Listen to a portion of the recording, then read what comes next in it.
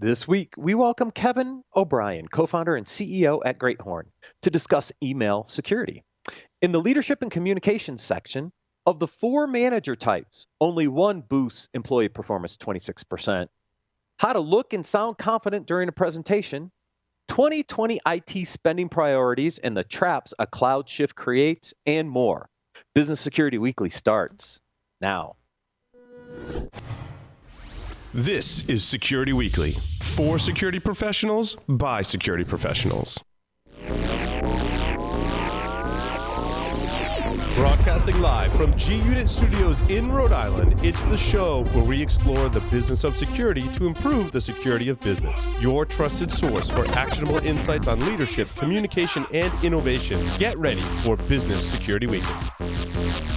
The question is simple. Have any of the systems on my network been compromised? The answer is harder than it should be. Enter AI Hunter. Active Countermeasures has automated and streamlined techniques used by the best pen testers and threat hunters in the industry to create AI Hunter, a network threat hunting solution that does the first pass of a hunt for you to identify systems that are most likely to be compromised and scores the results on a scale from 0 to 100. You can then research those systems in depth with AI Hunter. Focus your valuable time on the systems that need your expertise with AI Hunter. Sign up for a personal demo today at securityweekly.com/ACM.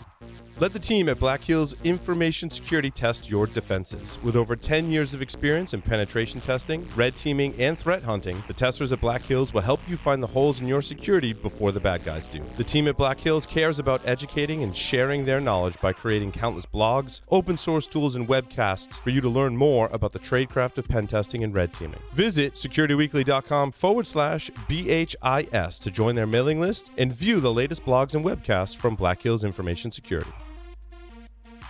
Welcome to Business Security Weekly. This is episode number 149, recorded October 28th, 2019. I am your host, Matt Alderman, here in Colorado, trying to stay both warm and dry as we have about 4 inches of snow on the ground. Joining me from G-Unit Studios in Rhode Island is my co-host, Mr. Paul Asadorian. Hey, it's good to be here, Matt. How are you? Did it stop raining up in the Northeast? It did stop raining. It's still kind of dreary, but it definitely stopped raining. So I'll have some more for you later in the week once the storm front gets through Colorado. Excellent. The new Security Weekly website is officially live. Visit securityweekly.com to check out all of our new sorting and filtering functionality. Please let us know if you find any issues or have any feedback by sending an email to website@securityweekly.net. Also, please help us with 2 surveys. Use the survey dropdown and select 2019 listener survey to give us your annual feedback, or 5 stages of automation maturity to help us measure your degree of security automation. Both sets of survey results will be presented in webcasts. All right, let's get to our guest interview. Currently CEO and co-founder of email security company Great Horn, Kevin O'Brien is a frequent speaker, commentator, and author that advises customers and the public on data security and privacy issues. With 20 years of deep cybersecurity expertise, most notably with CloudLock, now Cisco, Conjure, now CyberArk, and At Stake, now Symantec, Kevin also serves as co-chair for the Mass Technology Leadership Council's Cybersecurity Group. Kevin, welcome to Business Security Weekly. Thanks, guys. Good to be with you. We're going to talk email security, but before we kind of get in to some of the interesting discussions around some of the challenges with email security, give people a quick background. I read a little bit of it, but give us a little bit of your background and then why Great Horn. I kind of want to hear that story up to why you decided to co-found Great Horn. Yeah, of course.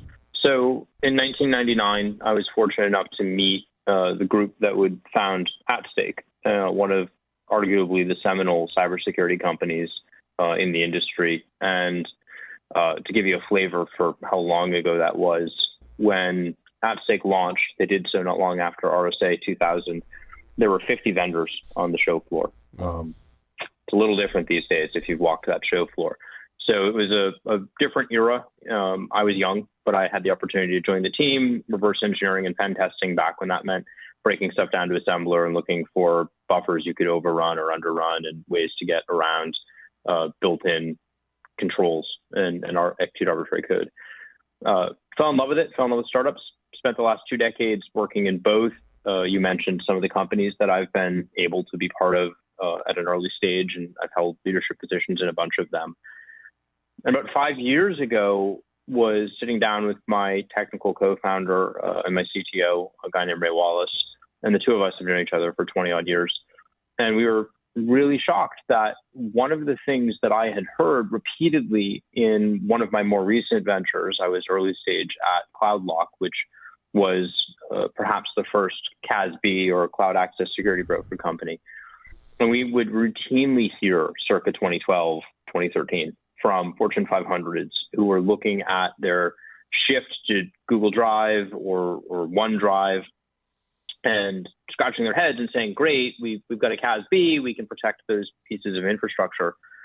But it's all for naught if one of our end users falls for a phishing scheme and just gives away the keys to the kingdom. And in a cloud world, those credentials are incredibly important and incredibly powerful because not only are they email credentials, but they're also the ability to provision third-party applications that can go and touch backend data stores and log into other systems, so on and so forth.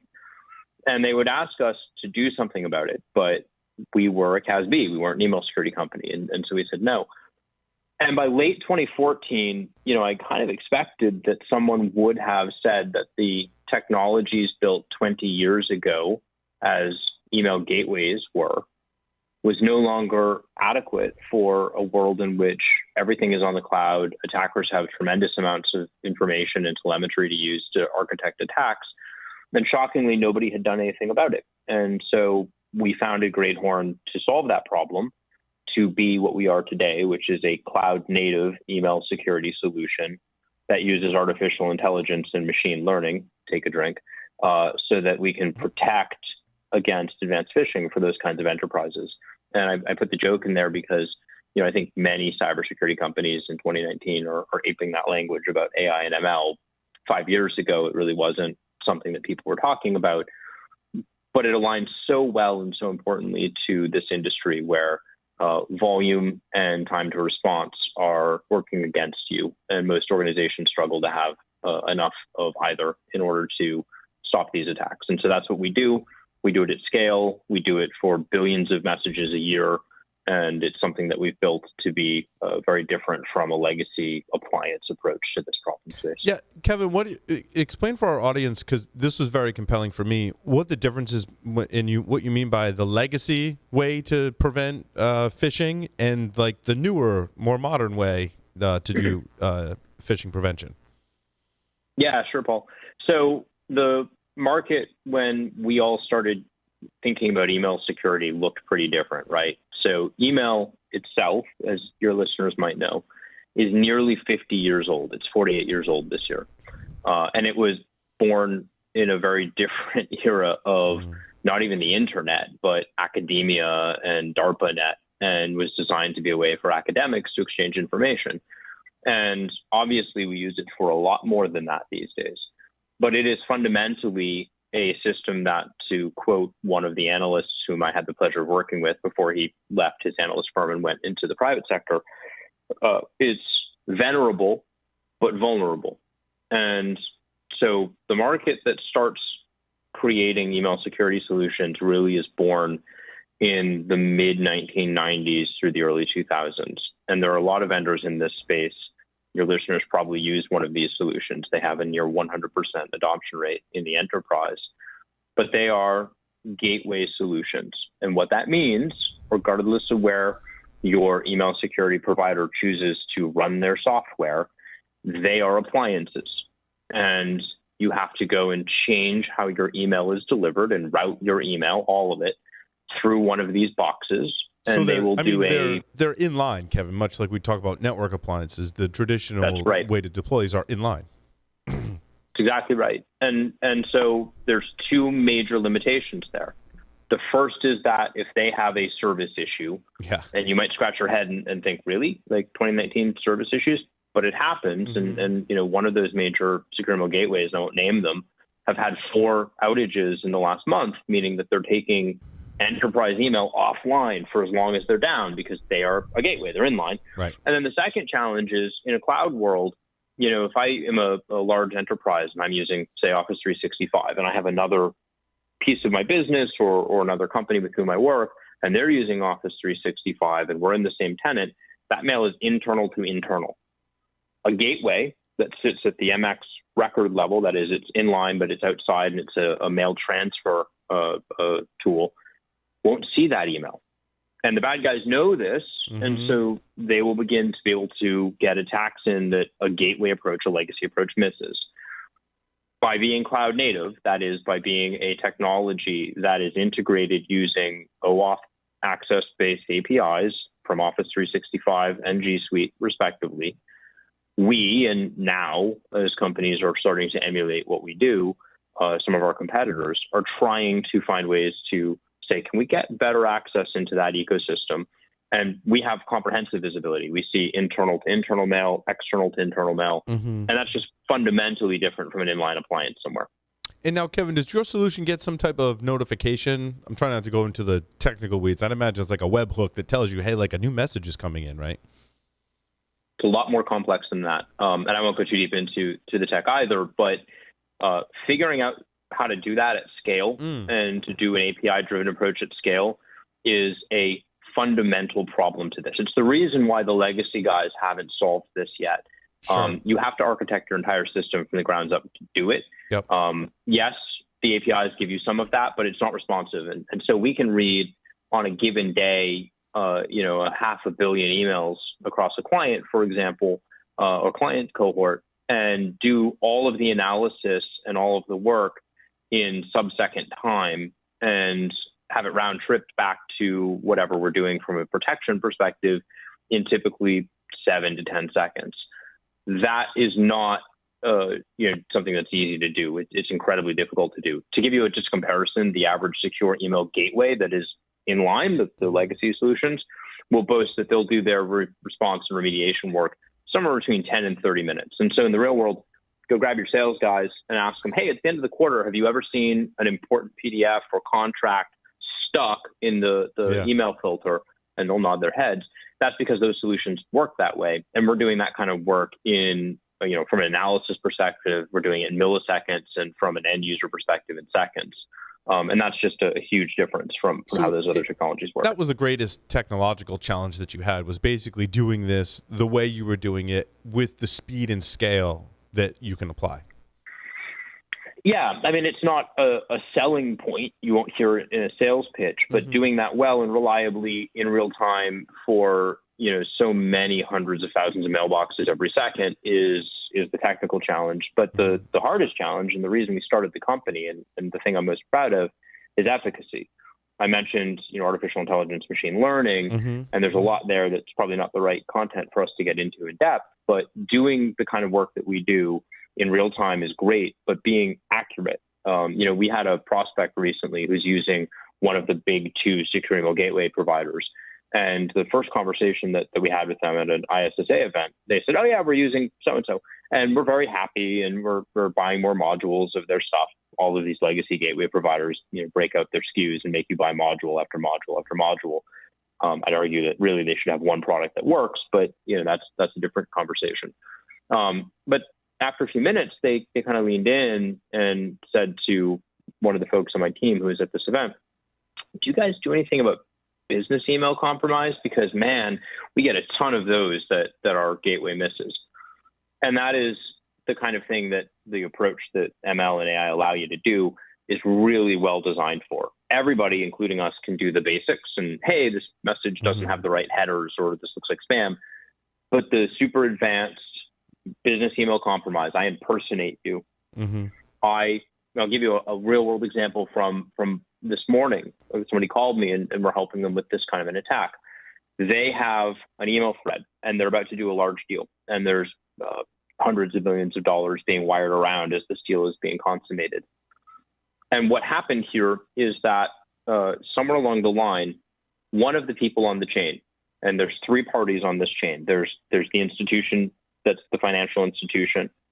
There's company counsel for both sides, corporate counsel, and then there's the party with whom this transaction is occurring. One of those 3 parties has been compromised. Who knows how? The attacker looked at the party that the deal is being done with and created a lookalike domain yesterday. So imagine that it was domain.com. Well, they made domaini.com. And then they copy pasted the content of one of these email threads into a new email coming from this lookalike domain and sent it to the financial institution and counsel and said, actually, we've changed where we need the money to go. It's going into this trust as part of the dissemination of funds. Can you please do this? But if you look at it, email's totally right. It's got the threading history, all of it. Right.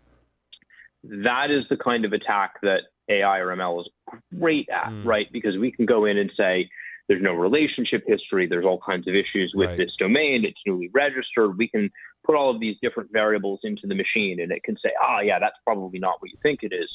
But human beings are categorically terrible at that because you look for context, right? And so you glance at it and you say, oh yeah, that is the message that I've been having with John, and here's the email history behind it. You don't think that that's a compromised email. And so that is the kind of thing that's the real technological challenge to answer your question, kind of thing that Great Horn is good at. And it's why we started the business, because that kind of work is the kind of work that machines can do, even though people can't. Right. Yeah, I think one of the other big things that you guys do that I think is interesting is how do you notify the user, right? A lot of these systems get quarantined or they get put in a spam folder or whatever. I think part of the value of what you guys really do is not only identify it, but it's how you make it visible back to the user. Can you talk about that a little bit? Because I think we were talking about this from an awareness perspective last week. That is unique, I think, in the way we want people to respond when they see something going wrong. Yeah. One of the most disappointing trends that I've seen in the industry over the last few years is an overemphasis on security awareness training products. Don't get me wrong. Sending your people simulated phishing emails and either rewarding them when they identify them correctly or naming and shaming them when they get it wrong has a place. And its place is in compliance, and you need to do it. But there are so many studies about the efficacy of admonishment and training on humans. And it's not limited to cybersecurity, right? 10% of all people, 10.8% of all people surveyed report that they don't wear a seatbelt. We invented the seatbelt in the 19th century. We kind of know that seatbelts are good for you to wear, right? And that they improve your survivability in an accident. But we can't get people to 100% of the time wear them. 80% of people these days, by the way, report they don't put their seatbelt on when they're in the back of a Lyft or an Uber and they're taking a short trip. So it's getting worse. Smoking, same deal. Car accidents and safety devices are a way you can model after this. What have we started to do? We've started to put warning signs in vehicles that say, you're not wearing your seatbelt, ding, ding, ding. And until you do, it's annoying, and then you eventually put it on. Well, I look at the email problem, and I think from an end user awareness perspective, we can take an answer from the playbook of the National Highway Safety Board or the folks who are building cars, and say that when you are in a dangerous situation, in case of email, you get one of those impersonations, I don't need to train you in the abstract. I need to tell you that right now, this particular message that you're looking at, this thing has all of these risk characteristics associated with it, and you need to slow down and be more careful. We do it by alternatively quarantining the message, which anyone can do, or putting a banner in there. And even if I'm sitting on my iPhone and I'm not in front of my Google client or my Outlook client, the power of something like Great Horn is we're modifying those messages themselves. So we can put those blinking lights and those chimes right there in that moment. And so we talk about it as contextual awareness. It's great to abstractly tell you, you should be careful about your email, but it's much more powerful to say, this message, the one you're looking at, this is a risk. Be careful about this email in particular. Kevin, it's really funny. The movie, and there's a series of them, Final Destination, was on TV, and it's kind of like a weird analogy that's going through my head right now, right? Because it's like you're the character that sees everyone in the movie dying, right? And then stops them, and they all don't die because they've had some kind of premonition, except you're using technology and actual math to do it. But yeah. Yeah. And I think I haven't seen Final Destination, don't most of those characters die anyway? And they eventually all die anyway, right? Yeah. Right. So I'm hoping for better outcomes with Right. with what we're doing. But yeah. Yeah, but I think the challenge is if we don't help the users identify in their native interface that this email is potentially compromised, then the challenge of stopping business email compromise is almost impossible, right? Because there's no easy way to catch it. The example you gave is a perfect example. It looks legitimate, but something had to step in, realize that there was a disconnected thread, but then making it apparent to the user before they do the next thing, which is wire money to the wrong bank account, which is a scary concept. I spoke last week in Boston on a panel at Boston's AI World Conference. And the session that I was on was the future of work, and it was co-sponsored by the Women in Technology, the Witty Group. And so one of the things that one of my co-panelists spoke on, and it was an analyst coming out of IDC, was the fact that as we look at practical applications of artificial intelligence in the world, and Great Horn, I think, is an example of this. Yes, it's awesome that we're using AI to try to cure cancer, and we're doing things that are fundamentally difficult for humans. But AI is actually often its most powerful when it is collaborative with human beings. And so that example is one that I lean on, because if I am that user getting that message, it does look completely legitimate, and nothing about it. There was no link to hover my mouse cursor over. There was no direct call to action. It was the beginnings of a social engineering attack to get those people to respond, to get additional information, and then get them finally to transact in the wrong way. AI can help you.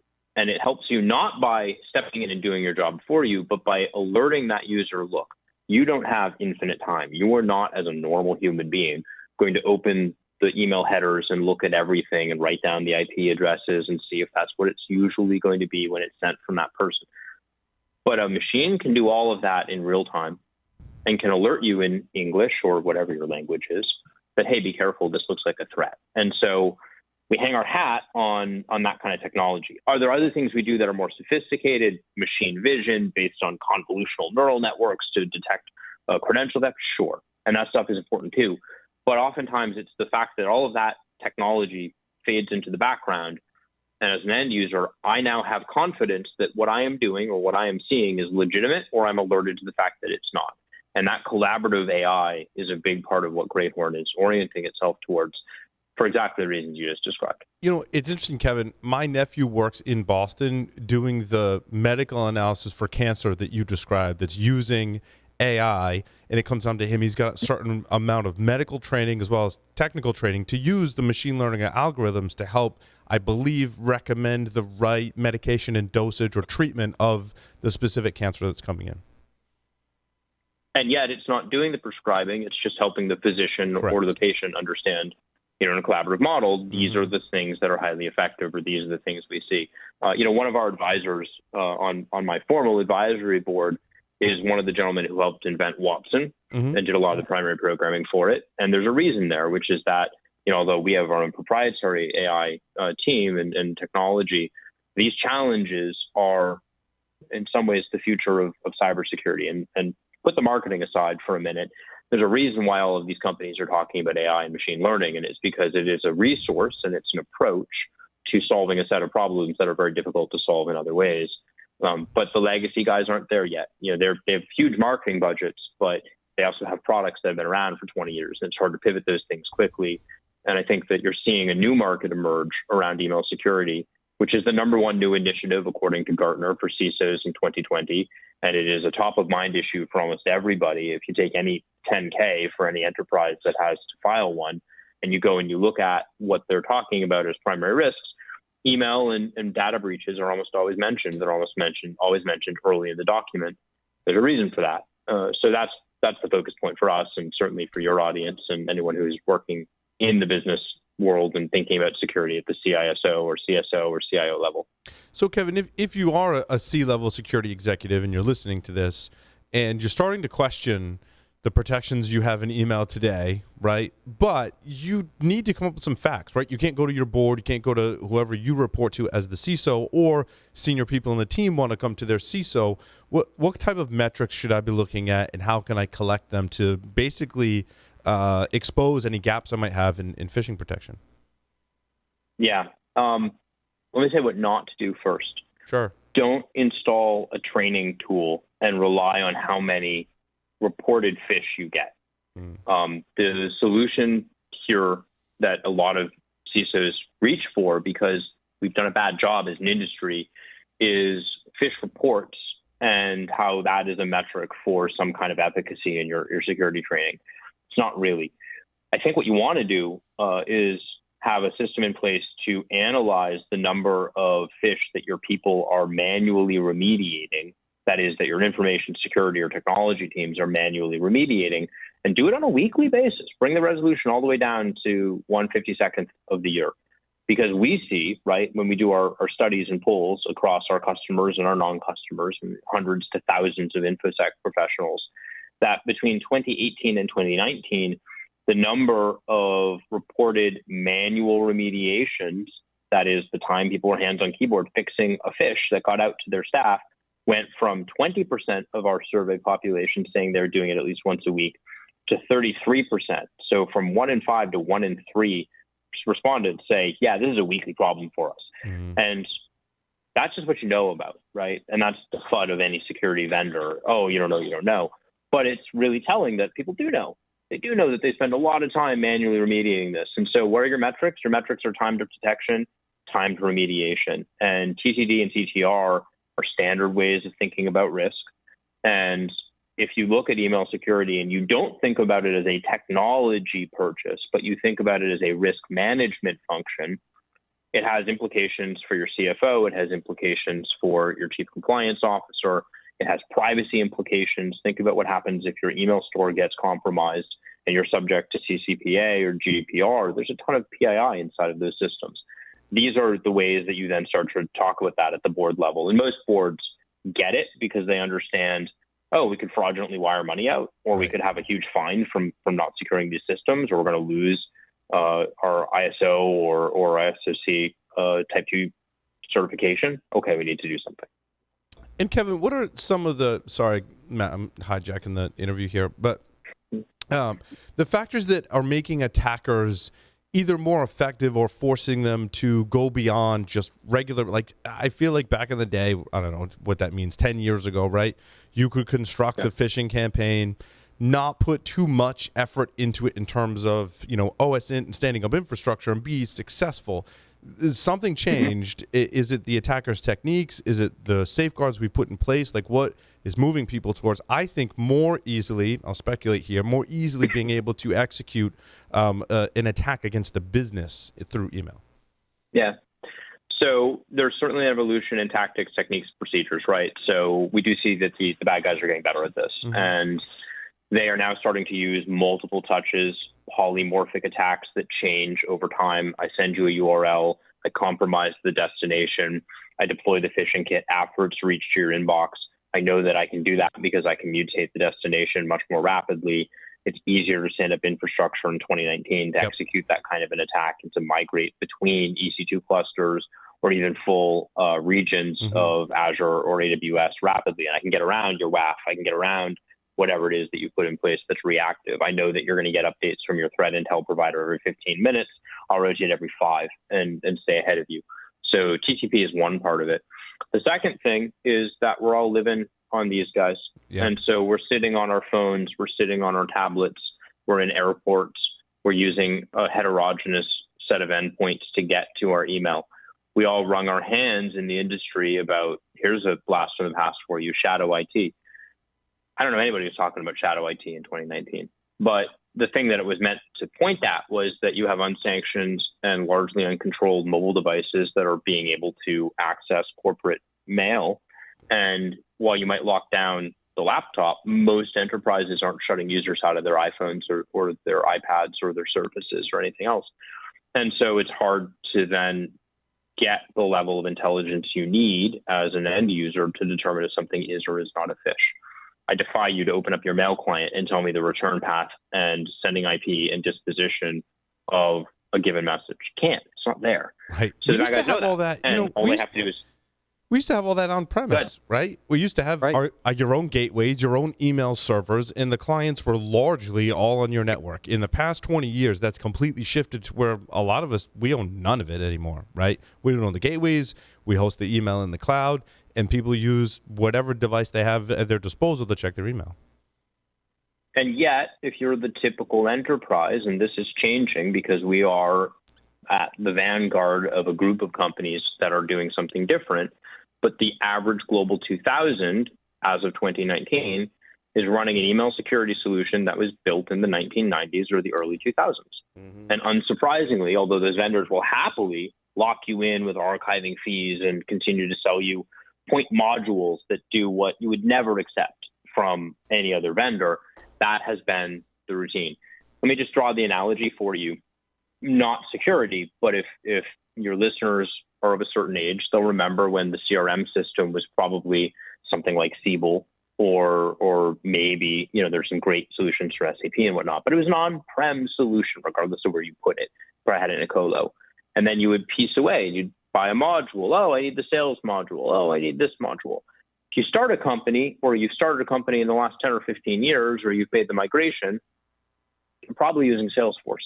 And you probably licensed some version of it, and it was up and running in a couple of minutes, and you have everything you need, and you can turn a couple of dials for features and functionality, but that's it, right?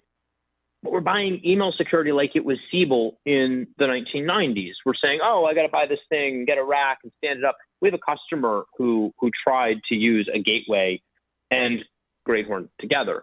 We've been running for 3 years there. We were up and running in 10 minutes.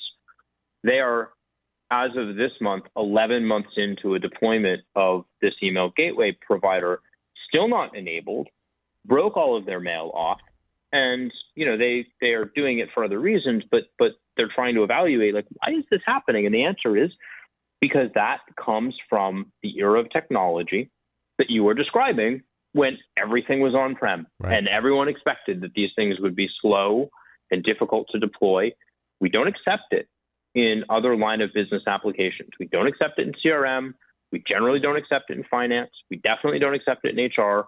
And yet, for some reason, the folks who are running email infrastructure are being told you have to accept this. And the good news is you don't have to. And there are some providers out there who are looking at this who have experience building cloud security and in that camp, right, saying we can do better. It's interesting. You hit on a point from Play Bigger, a book that we've talked about on this show that talks about that progression, right? And it talks about it in the light of marketing and positioning for Salesforce. But you're also right where I think previously you mentioned QuickBooks, right? And I was the on-premise QuickBooks user when I first started my business. As soon as they had a cloud version, I was like, oh, yeah, I'm all about it. My accountants, they get separate accounts that I manage, maintain, and control, and then I don't have to host infrastructure here. But what doesn't sometimes always evolve, right, is your security strategy, is your risk analysis, is your evaluation of your other technologies that intersect with that. And if you go and look at, market stats, take the DBIR and look at 2019's version, where did 90% of all malware and ransomware attacks get into an org? Right. Oh, right. They get in over email. What is the number one challenge for most businesses? Business email compromise, phishing. These are the things that are the most concerning to businesses. And yet the technology is the most outdated. And those guys are amazingly good at marketing about themselves being cloud companies and all of their innovation. You asked a question a few minutes ago, Paul. How does a CISO stand up in front of a board and say, we need to change this? Run a comparison and just take a look at what you're not getting. We walked into a Fortune 500 biopharmaceutical client 2 years ago running an email gateway and the top end of the Microsoft offering for security in this case. It's either Microsoft or Google if you're at that level, right? We found 50,000 things in our first year working with them that reached inboxes, legitimate threats, completely missed by these gateway providers. And that's companies that have 2 layers of protection in place already. For a lot of organizations, they have only one. Those numbers are in the hundreds of thousands. You can just take those numbers to a board and say, one of these works and we're out millions of dollars, or we spend a much smaller amount on modern security for this. You wouldn't run McAfee from 1998 on your enterprise endpoints. Yeah, we've seen that same transition in the endpoint space, and it looks like we're in that same kind of scenario for the email security side as well. Well, and because I really think that so many organizations have seen indications of this problem and gone, we just need to do a better job of awareness and or training of our users. And when you put your black or your red team hat on, you're like, that's great. I just, like you said, I just need one person to respond, and it might hit roadblocks in other users, and that's great. My pen tester friend's like, yeah, like sometimes you just get that one user that is aware and just asking questions through the whole process, but you go find another user that doesn't do that, right? And not just you. And that's the thing that I mentioned in my story about the gentleman whom I was speaking with this morning. Maybe your people are all really well trained. I doubt it. I bet you have some recidivists who always click on things or do things they shouldn't do. But let's say that you're small enough and well trained enough that nobody is susceptible. What about all of your partners? Yeah. What about all of your vendors? Because I just need to pop one of them, and we're back to square one. I can do the same thing and get into your org in exactly the same way. I don't need to outrun the bear. I just need to outrun you, right? So from a bad guy perspective, I just find the softest target and go after that. And now I have a way in for an email attack. And you're not going to train people around that. You're not going to get that level of response from a non-technical user. And it's short money if you think about the amount of value that your people create. If you're going to put them all through training repeatedly over and over and over again with diminishing returns versus finding a solution to do the vast majority of the analysis and protection work on their behalf and arm them so that you can cut that training way down. Still do it. It's compliance play, but compliance is not security and vice versa, as everybody says. No, I agree. And what I like about your solution, Kevin, is that awareness doesn't go away. It allows me to really focus my awareness in a smaller scope that I think is more easy to understand, right? Hey, the system has done the work to tell you this could be bad. Now here's the processes that you follow. And like we said in the previous interview, I can have my processes go to Great Horn and they can help me implement them and not the other way around.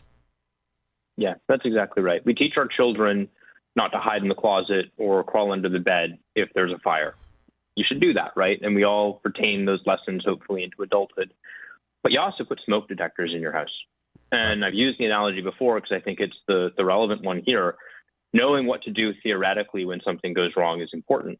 But you have to back it up with alerting and protection in real time and know where the fire extinguisher is or the escape ladder or the smoke detector so that you have something that's warning you, hey, now is the time to fall back on that training.